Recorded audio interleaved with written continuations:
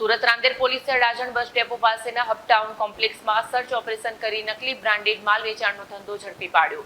Website અને Instagram દ્વારા network રાજ્યભરમાં ચલાવવામાં આવતું.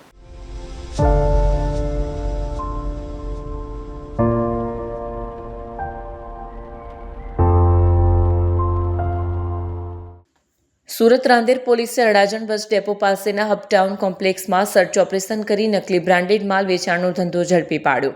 પોલીસે કોમ્પ્લેક્સના 5મા માળે આવેલી દુકાન નંબર 503 અને 507માંથી આંતરરાષ્ટ્રીય બ્રાન્ડના નામે વેચાતા શૂઝ, ઘડિયાળ, પર્સ, પરફ્યુમ, ગોગલ્સ, ટી-શર્ટ અને ક્રોક્સનો જથ્થો કબજે કર્યો.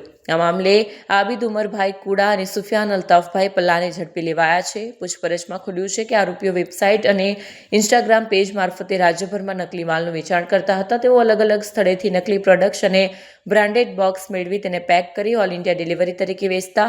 પોલીસે ₹1,20,300ની કિંમતનો મુદ્દામાલ જપ્ત કર્યો છે. આરોપીઓ પાસે ખરીદ વેચાણના કોઈ અધિકૃત બિલો ન મળતા તેમના વિરુદ્ધ કોપીરાઇટ ભંગ અને છેતરપિંડી હેઠળ ગુનો નોંધાયો છે.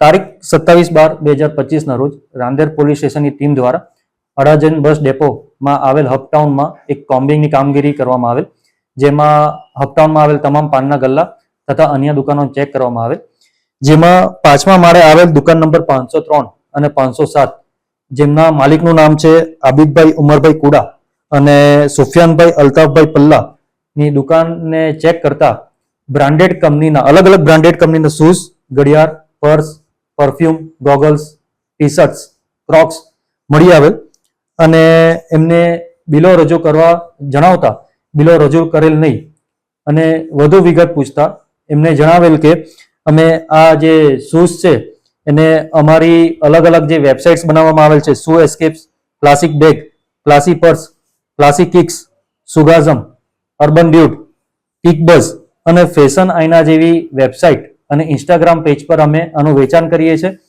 અને વધુ વિગત પૂછતા એમની એમઓ એ રીતની હતી કે આ શૂઝ, પરફ્યુમ્સ બધી અલગ જગ્યાએથી મેળવી અને એ બ્રાન્ડના બોક્સીસ બીજી જગ્યાએથી મેળવી એ બોક્સમાં પેકેજિંગ કરીને ઓલ ઇન્ડિયા એ લોકો ડિલિવર કરતા હતા.